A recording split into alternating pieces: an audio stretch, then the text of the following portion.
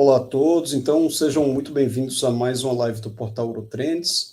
Só lembrando, o Portal Eurotrends é um portal com objetivo educacional, que você vai encontrar lá resumos de artigos comentados pelos editores do Portal Eurotrends, então é voltado para urologistas e também para oncologistas que tenham interesse na área de tumores urológicos, tumores geniturinários, tá?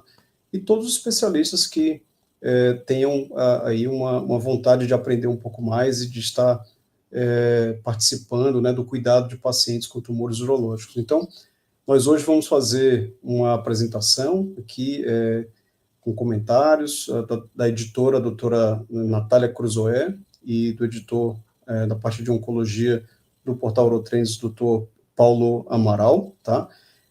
A respeito dos principais trabalhos que foram apresentados na ASCO 2025, agora desse ano, em tumores de rim e bexiga. Então, a gente tentou fazer uma curadoria dos principais trabalhos com mais interesse aqui para urologistas e para oncologistas com interesse na área urológica aqui nessa parte de rim e bexiga. Então, sem mais demoras, eu vou chamar a Natália aqui para compartilhar com a gente os slides da apresentação e ficar à vontade aí para apresentar os trabalhos, Natália. Boa noite a todos. Novamente, aí, obrigado pelo convite. Então, vamos começar falando um pouco dos trabalhos. Deixa eu colocar, será que a gente consegue colocar os slides? Então, vamos lá. Começando pelos principais trabalhos aqui na parte de rim. Dr. Paulo Amaral, quiser me interromper a qualquer momento, fica à vontade para fazer comentários. Então, eu trouxe os 3 principais trabalhos que eu julguei importantes em câncer de rim. Os 2 primeiros abordando aí a segunda linha de tratamento em pacientes com câncer de rim metastático, células claras, e o terceiro estudo sobre o carcinoma renal não células claras. Então, o contexto do tratamento do câncer de rim células claras no cenário atual, a gente sabe que em primeira linha o tratamento padrão é imunoterapia, ou em combinação com imuno, ou em combinação com TKI. E a gente tem aí a aprovação do cabozantinib em segunda linha e do tivozanib, que é um outro TKI anti-VEGF, em terceira linha à frente. E a gente ainda não sabe muito bem o sequenciamento e a segunda linha de tratamento dos pacientes tratados em primeira linha com imunoterapia, tendo em vista que esse é um tratamento relativamente recente aprovado. Então, as perguntas que a gente tem será que esses TKIs utilizados em linhas posteriores, ele tem benefício de ser adicionado à imunoterapia em segunda linha? Então, esse é o primeiro estudo que eu vou trazer, o TiNivo 2. Na verdade, esse é uma segunda análise que eles fizeram. Esse foi um estudo de fase 3 randomizado, que pegou pacientes com carcinoma de células claras metastático, que foram submetidos em primeira linha à combinação de imuno ou imuno com TKI, e foram randomizados para tivozanib versus tivozanib associado ao nivolumab.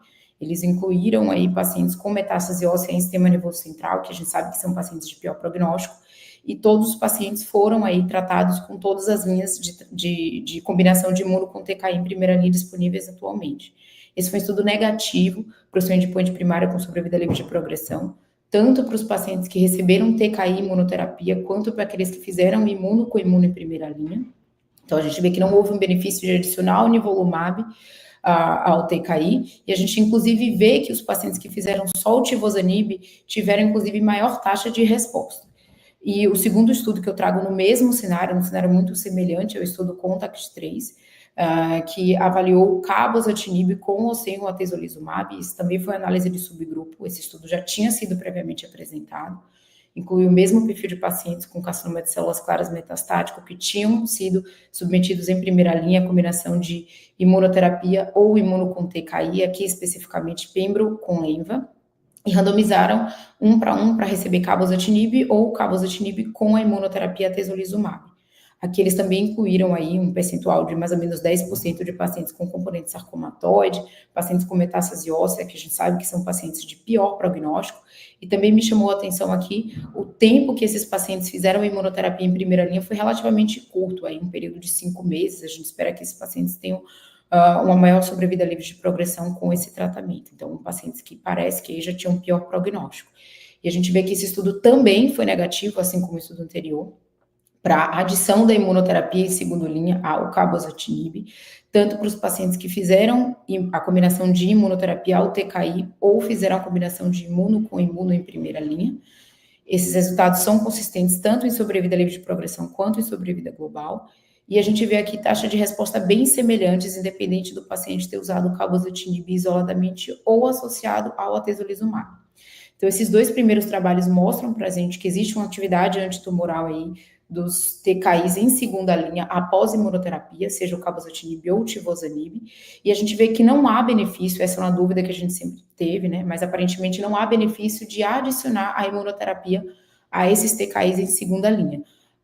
O único resultado que a gente vê é que teve um acréscimo de toxicidade, obviamente, com o acréscimo da imunoterapia sem benefício. E o terceiro estudo que eu trago de rim... Podia só, Natália, a gente comentar um pouquinho aqui sobre esses 2 estudos, né? Porque é algo que sempre foi uma dúvida. Na verdade, tem gente ainda que tem dúvida com outras combinações, né? Por exemplo, pembro mais lenvatinib, será que teria algum papel? Ou outras combinações de imunoterapia.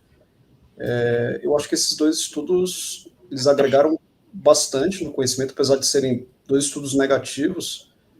Queria ver o que o Paulo teria também a comentar aqui. Teve algum impacto aí para você, Paulo, na prática? Assim, você acha que mudou alguma coisa? Primeiro, queria agradecer a minha primeira participação hoje aqui com o pessoal do Trends. Espero que a gente tenha a oportunidade de fazer mais eventos como esse juntos. Eu concordo, eu acho que esses 2 estudos, acho que na área de URO, principalmente em câncer de rim, a gente é um dos principais a testar prospectivo, né, o valor de manter a imunoterapia pós-progressão. E eu acho que esses 2 estudos, eles, no geral, mostram que não, a gente não deve, paciente que progride a imunoterapia, ele não tem por que continuar. A gente vê que as taxas de resposta com o TKI isolado são tão boas quanto, né? E independente do que o paciente recebeu em primeira linha, e inclusive no nível 2, a gente consegue olhar até que aqueles pacientes que a imunoterapia não foi a linha mais recente, né? Então ele usou uma outra linha e depois provavelmente ele entrou no estudo, também não teve nenhum benefício. Então, hoje, eu vou dizer que você precisa de motivos muito bons para estar tentando um re-challenge vamos usar essa expressão, com imunoterapia. No geral, pacientes, quando eles, independente do tempo, a gente tende a não continuar com a imunoterapia.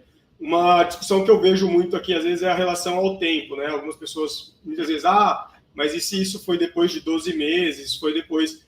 Eu acho que as pessoas, assim, elas, por hora, estão usando números arbitrários, né? A gente não tem evidência de, depois de 12 meses vai funcionar, ou depois de 24 vai funcionar. Eu concordo que, em alguns casos, talvez selecionados, paciente que respondeu muito bem, estava sem tratamento, 2 anos depois, mas são casos selecionados. Acho que os 2 estudos, no geral, mostram que TKI isolado seria... mostram que não tem o porquê de continuar a imunoterapia. E para você, qual a sua opinião, Zé Maurício? Eu acho que teria que ser casos extremamente bem selecionados. Eu acho que essa questão do tempo ainda é uma pergunta sem resposta. Pode ser que depois de muito tempo da interrupção da imunoterapia, você tenha um papel, sim, de você retomar a imunoterapia, né?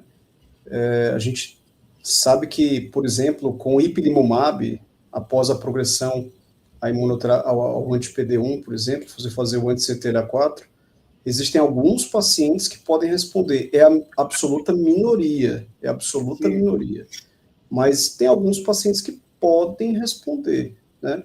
A grande questão, eu acho que esse espaço carece muito de biomarcadores, né? Então, se a gente tivesse um biomarcador confiável que nos indicasse quem é o paciente que vai responder melhor ali a um re-challenge de imunoterapia, acho que nos facilitaria bastante a vida para saber qual vai ser o melhor sequenciamento e quem que a gente vai poder, então, fazer esse tipo de tratamento, né? Acho que o espaço está muito carente de biomarcadores. A gente espera que venha aí para os próximos anos. Né? E eu acho que agora, em especial, assim, o oncologista em si, essa questão da imunoterapia, de continuar a imunoterapia, vai ser uma rotina, ainda mais com a incorporação da adjuvância, né? Agora o paciente muitas vezes vai chegar progredindo, recorrendo, né, durante a adjuvância. E aí você não tem evidência para começar uma primeira linha padrão, né? Então, inclusive, isso entra na discussão com o paciente, aqueles pacientes, não vou entrar nessa seara, que é muito longa, mas de você estar fazendo uma adjuvância e, no caso, ele progrida, você não vai poder fazer uma combinação. E essa questão de escolher bem os pacientes para adjuvância, né? Não sair dando para todos os pacientes. Esse é um grande problema mesmo. Mas vai ser uma realidade, eu acho, no consultório. Vai ser frequente essa discussão com o paciente sobre manter a imunoterapia. Sim. Tá bom, vamos passar adiante, então. Acho que ainda tem um outro estudo de rim, né, Nath? Isso. Agora é o estudo Sunny Forecast, que foi o estudo que avaliou aí um outro cenário de doença também ainda obscuro para a gente, né, que é o carcinoma renal não células claras, né, a gente sabe que essa é uma doença rara, e na verdade esse é um grupo de doenças, né, com mais de 20 subtipos histológicos e moleculares, e a gente vem avançando muito nos últimos anos em relação a essa classificação, e, porém, devido à raridade dessa doença, a gente ainda não sabe, a gente não consegue fazer estudos robustos que evidenciem qual o melhor tipo de tratamento para cada subtipo específico. A gente vê que os estudos incluem todos os subtipos moleculares, como o estudo atual, inclusive. A gente tem aí como tratamento padrão, baseado em análise de subgrupo e extrapolação de alguns estudos, a combinação de imuno com TKI ou TKI em primeira linha. E esse foi um estudo de fase 2, que incluía esses pacientes com histologia não células claras, virgens de tratamento com doença metastática, e eles eram randomizados para IPNIVO, esse foi o primeiro estudo que avaliou a combinação de imuno, né, versus o standard of care nesses pacientes. A gente vê que cerca de 1/4 dos pacientes tinham MDC de risco desfavorável, metade mais ou menos com CPS, um PDL1 positivo, CPS maior ou igual a 1, e eles fizeram análise de subgrupo, né? Esse estudo já tinha sido previamente apresentado, mas eles também fizeram análise de subgrupo em relação ao papel da nefrectomia. Então, metade dos pacientes, um pouco mais da metade, tinham sido submetidos previamente à nefrectomia. E, como eu falei, esse estudo já tinha sido previamente apresentado, ele foi positivo para o seu endpoint primário de sobrevida global aí, com uma diferença absoluta de 10%, em relação à sobrevida global, e uma mediana com a diferença de 8 meses, um ganho de 8 meses em sobrevida global. E aí, quando eles fazem a análise de subgrupo, que foi apresentada agora no Congresso, a gente vê que, de fato, parece que esse benefício se estende a uma magnitude de benefício melhor para os pacientes que tinham um CPS maior ou igual a 1. A gente vê que, para os pacientes com CPS negativo, as curvas são basicamente sobrepostas, então talvez não haja esse benefício. Assim como a gente vê que os pacientes que não fizeram nefrectomia, parece que também tem um maior benefício da combinação da imunoterapia em primeira linha. Então, as conclusões do trabalho são que IPNIVO é superior ao standard of care em primeira linha nos pacientes com histologias não células claras. Parece que o CPS, né, talvez o CPS seja um biomarcador, nesse estudo especificamente ele foi um preditor de resposta à imunoterapia, assim como o benefício foi maior para os pacientes que não fizeram nefrectomia. Mas uma coisa que eu chamo a atenção é que se a gente for olhar aqui os pacientes que foram submetidos à nefrectomia, apenas 30% deles eram pacientes com MDC desfavorável. E a gente sabe na prática que a gente acaba fazendo isso, a gente acaba indicando a nefrectomia citoredutora para aqueles pacientes que vão bem com o tratamento sistêmico, que têm um prognóstico favorável. Então eu fico aqui na dúvida se esse benefício da imunoterapia não veio, na verdade, porque esses eram pacientes de pior prognóstico. Talvez a imunoterapia, na verdade, não é para quem fez ou não fez nefrectomia, mas sim pelo prognóstico do MDC. Então, essas são as conclusões do estudo. Queria ouvir um pouco a opinião de vocês em relação aos resultados.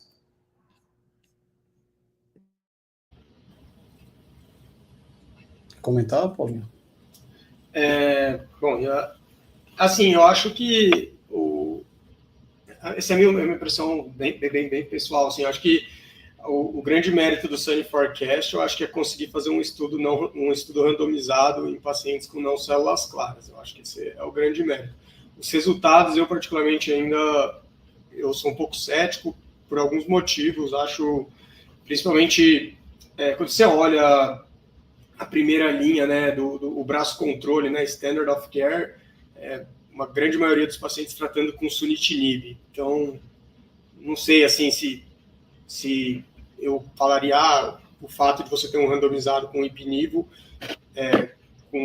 com ganho em relação a sunitinib, se isso deixaria ele como uma terapia padrão. Eu acho que não.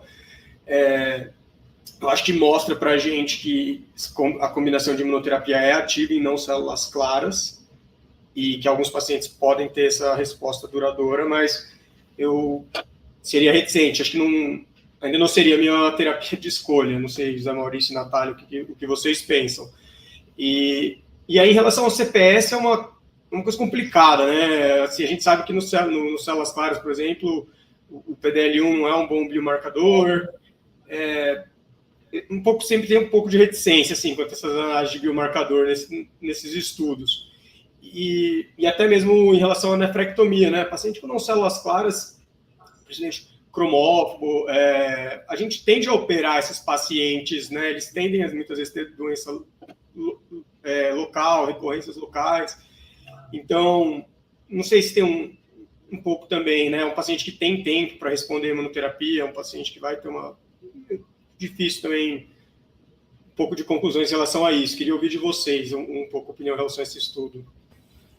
O que você achou, Natália?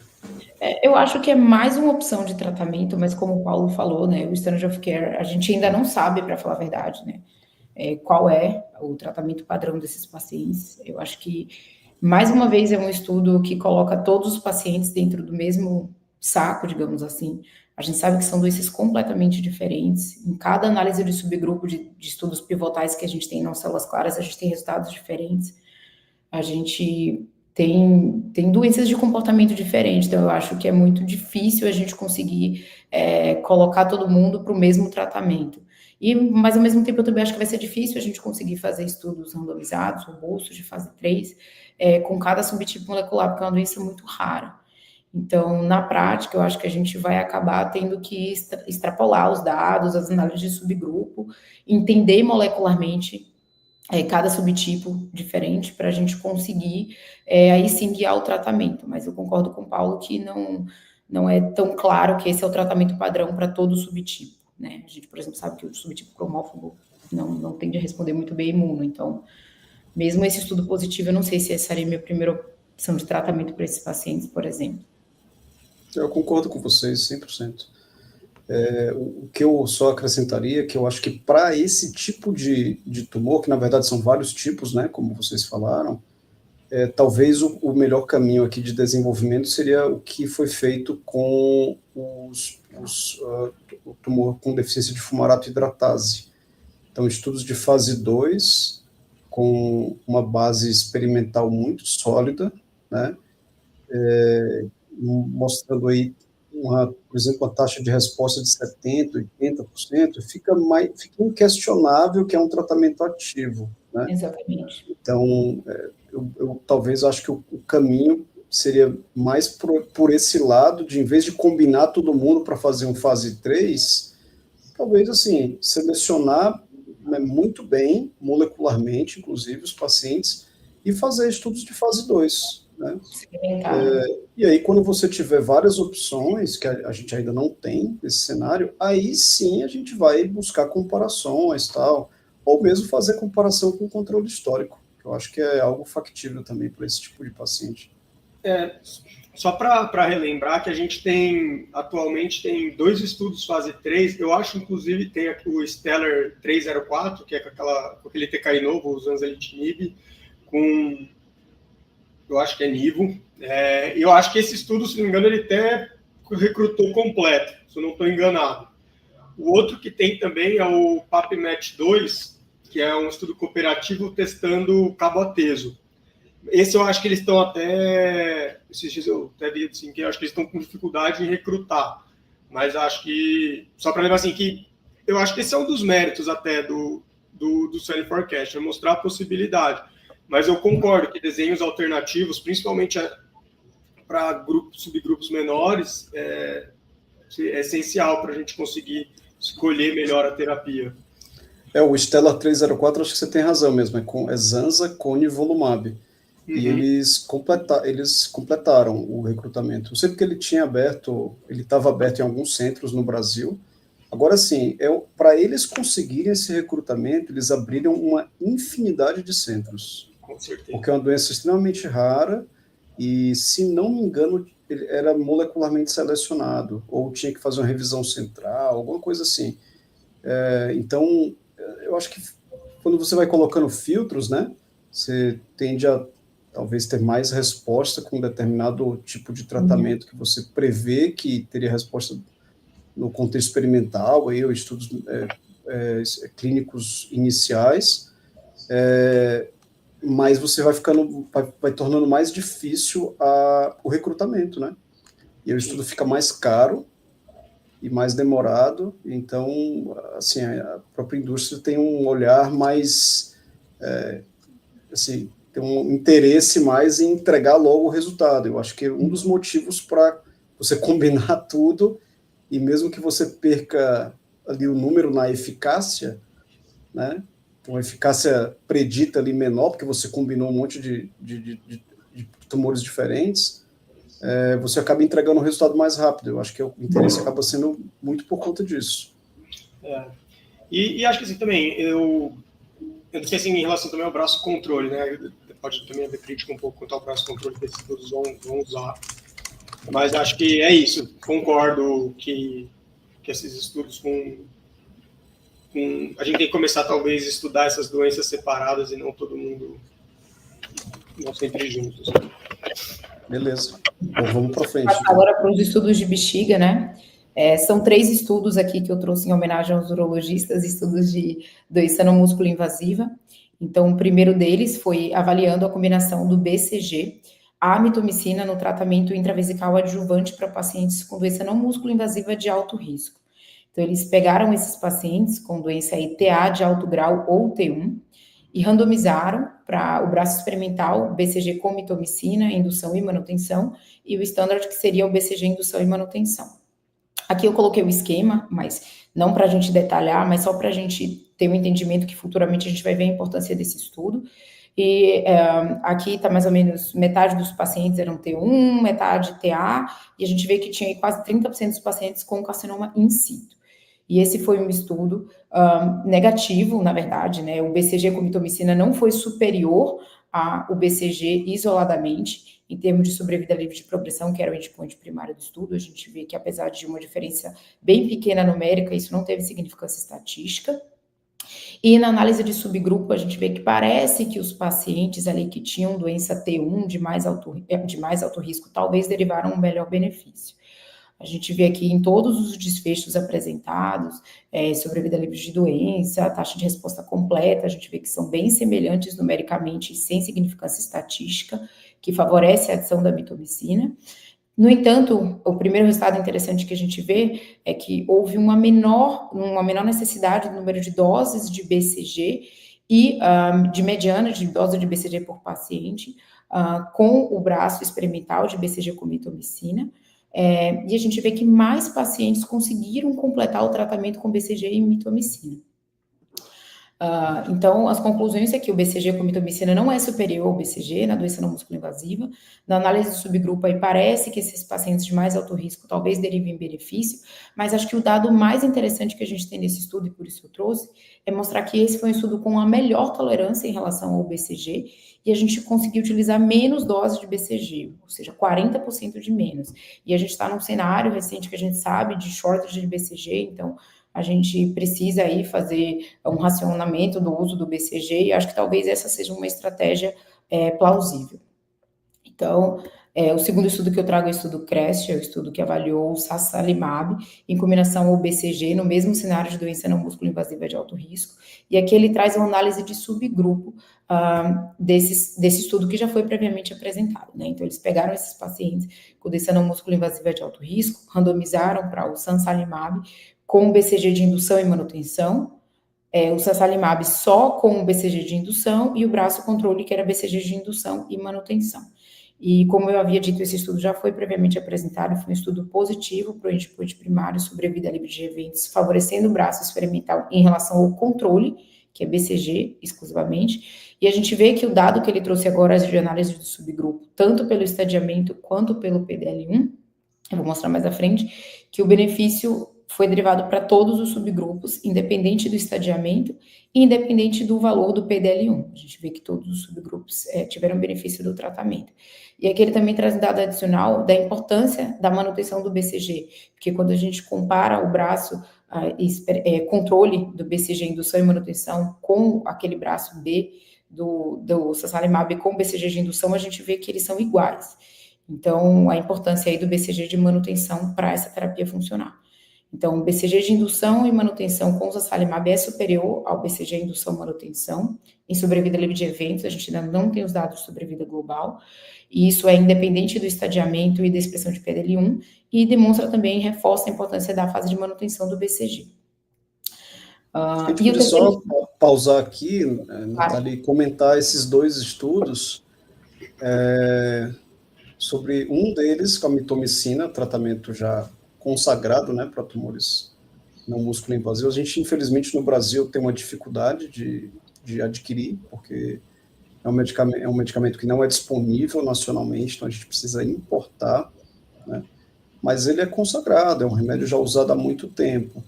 E o outro é uma estratégia nova de fazer, junto com o BCG, uma imunoterapia sistêmica, né? Que é esse sasanlimab, que foi estudo positivo aqui para o desfecho primário. Eu acho que vale a pena a gente comentar um pouquinho, primeiro, sobre esse desfecho, né? Sobre vida livre de eventos. Queria ouvir a opinião de vocês, se é algo que é válido ou não é válido, vocês acham que precisaria ser alguma outra coisa, ou é isso mesmo? E em relação também à questão aqui de possíveis efeitos colaterais com imunoterapia sistêmica, né, num espaço da doença superficial, com a doença não músculo invasiva. Vocês acham que é válido, assim, vale a pena o risco?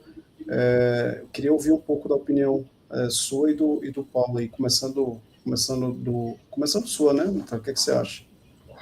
Assim, sempre que a gente está falando de adjuvância, né, a gente está falando de cura. Então, na minha opinião, é sempre importante a gente ter o dado de sobrevida global.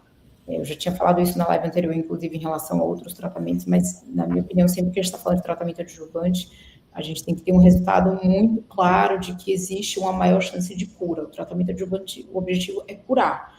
Então, o dado de sobrevida global, na minha opinião, é importante, sim, até porque a gente está falando de um tratamento que já tem uma alta chance de cura isoladamente, que é o BCG, numa doença não músculo invasiva, né? E eu acho que a imunoterapia, apesar dela aumentar a sobrevida livre de eventos, a gente ainda não sabe se cura mais paciente, ou seja, se vem o dado de sobrevida global.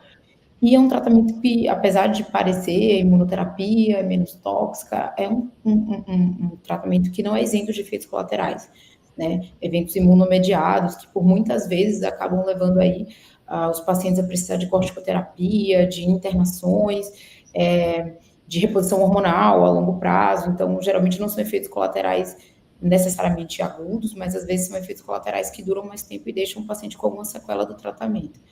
Então, eu não acho que está tão consolidado que esse deve ser o tratamento padrão, até a gente ter os dados aí de sobrevida global e até a gente ter certeza de que vale a pena a gente submeter o paciente ao risco desses eventos adversos.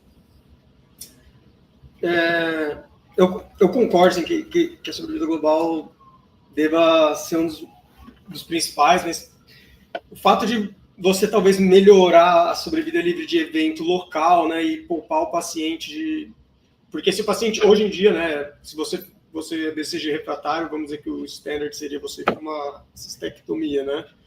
E então você talvez tem outras opções, né? A gente pode discutir mais, né, do TAR e as outras coisas que estão vindo, mas eu acho que é válido o achado.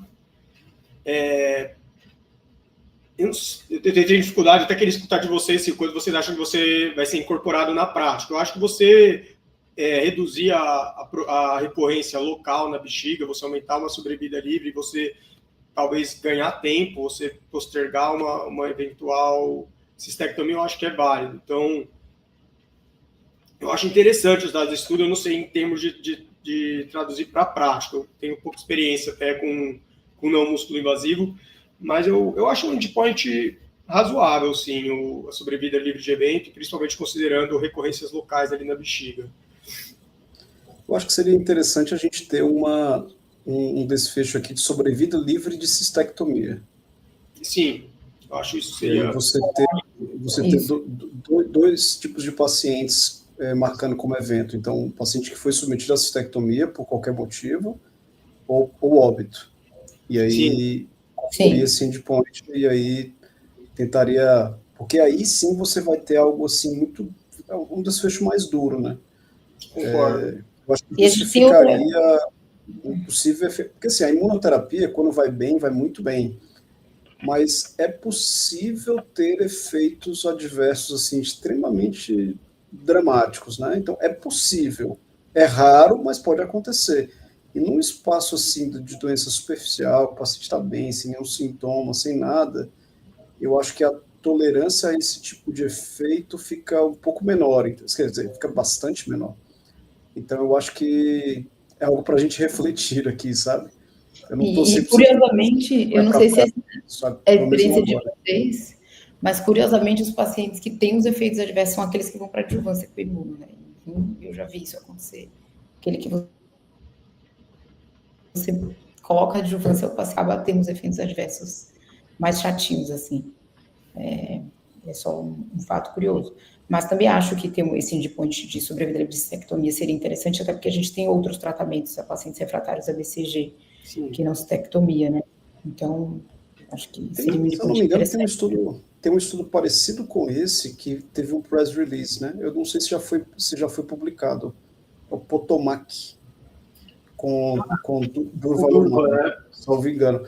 Mas eu não tenho certeza se já foi publicado, se já foi apresentado assim os resultados mesmo. Só tem um press release dizendo que é positivo, então a gente fica meio na dúvida de saber qual é a magnitude dessa positividade, né? Assim, será que realmente é algo que vai fazer sentido usar um primeiro momento, sabe? Eu tenho ainda bastante dúvida, para ser bem honesto, saber se isso vai ser incorporado, sabe, num primeiro momento, assim. Ainda mais com o BCG, que é tão... Nosso BCG tá... A gente tem tido tanta toxicidade local, né, entendeu? Então... Você lembra se nesse estudo, com o Sasanlimab, se eles responderam essa questão de toxicidade local com o BCG? Se a imunoterapia aumentaria a toxicidade local? É uma pergunta não lembro. Bem a ser vista. Não lembro. Tá bom. Bom, acho que vamos adiante, né? E aí, por último, eu trouxe o estudo Enlighten, que é um estudo bem interessante aí, que traz uma nova proposta de tratamento.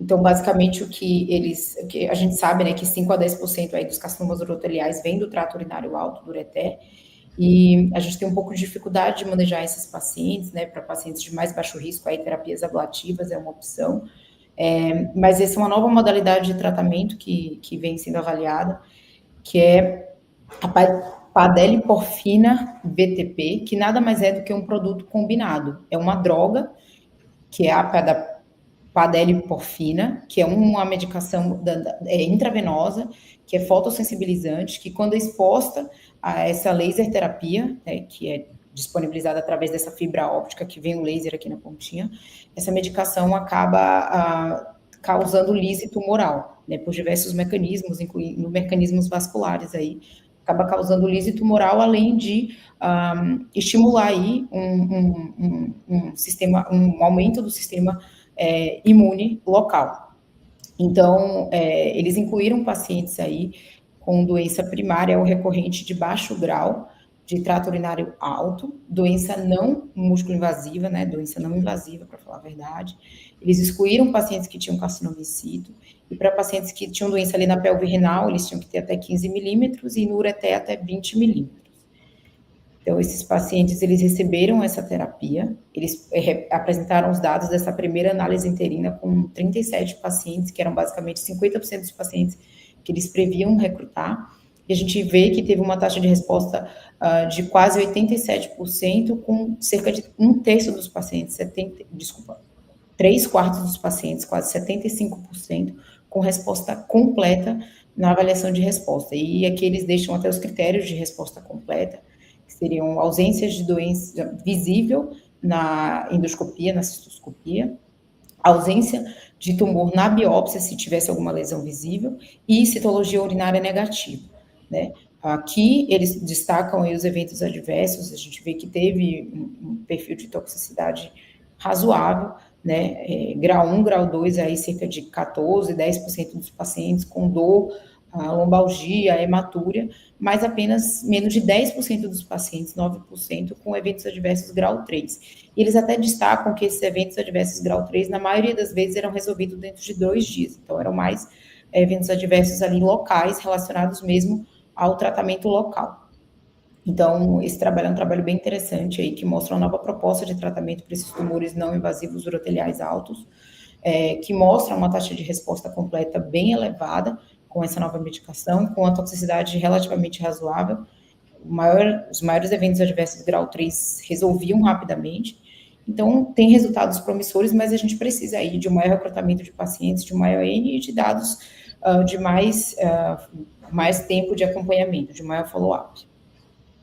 Era basicamente isso.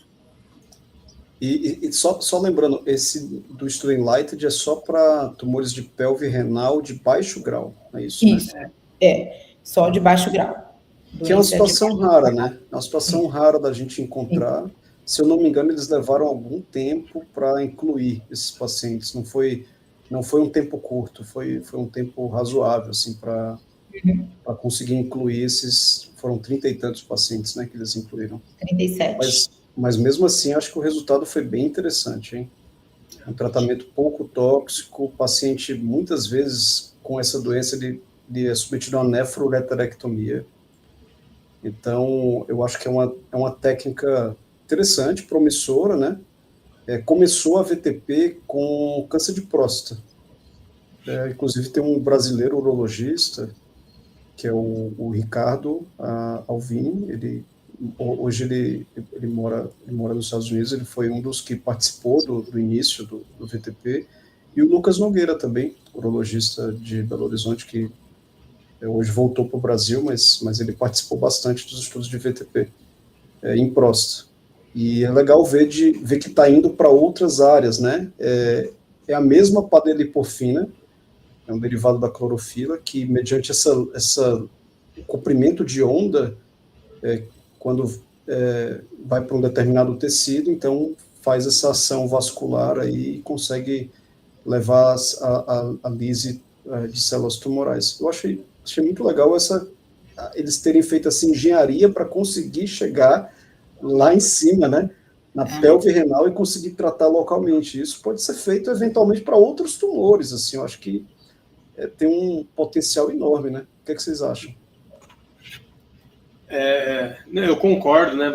A maioria dos agentes você não consegue chegar nesses lugares, então eles têm esse mérito. Eu acho a taxa de resposta completa também um número bom, e se você, o que eu concordo com você é isso. Eu acho que ele deve ser um paciente difícil de encontrar, e também ali a partir de você estadiar ele ali na ressecção e ter certeza que no dia a dia que a lesão é pequena e essa parte. Mas eu acho os resultados bons, concordo com a parte de chegar lá. Acho que tem potencial, sim.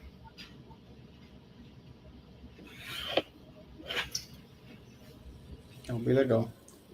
Bom, pessoal, acho que então, até para respeitar o tempo que a gente passou, a gente estava previsto de terminar às 7h30, passamos uns 10 minutinhos, mas eu acho que era isso. Acho que a gente tentou fazer aqui um apanhado geral dos principais trabalhos aí apresentados na ASCO agora desse ano, voltados aí principalmente para tumores de bexiga e de próstata. A gente já tinha feito a live em tumores de próstata, e agora foi bexiga e rim, né?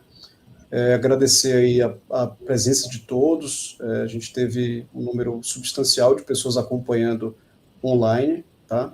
Tanto no Instagram como no YouTube. Agradecer principalmente a doutora Natália Cruzoé, o doutor Paulo Amaral, aí, que separaram esse período aí para estar com a gente, contribuindo aí com a experiência deles Acho que foi muito bom. Eu acho que a gente tem que manter sempre esse ritmo para fazer outras lives dessa mesma natureza, né? Então, agradecer aí o pessoal que fez comentário. A gente teve um comentário aí do Francisco Dalbrando, meu amigo urologista de Fortaleza. Quando ele perguntou, o Paulo e a Natália estavam respondendo, foi meio que imediato, a gente não precisou nem ler a pergunta dele, que foi sobre tratamento aí, em câncer renal com imunoterapia adjuvante, como que seria o sequenciamento de tratamento, vocês já estavam respondendo quando ele tinha acabado de perguntar. Então, novamente, pessoal, convidar todos aí a entrar no portal Urotrends, portal totalmente aberto, não tem nenhum tipo de custo para a entrada. Então, ali você vai encontrar resumos de artigos comentados, notícias, sempre voltado aí para o universo da urologia e da uro-oncologia. Então, agradecer novamente a todos e obrigado. Obrigada, boa noite a todos. Obrigado, boa noite.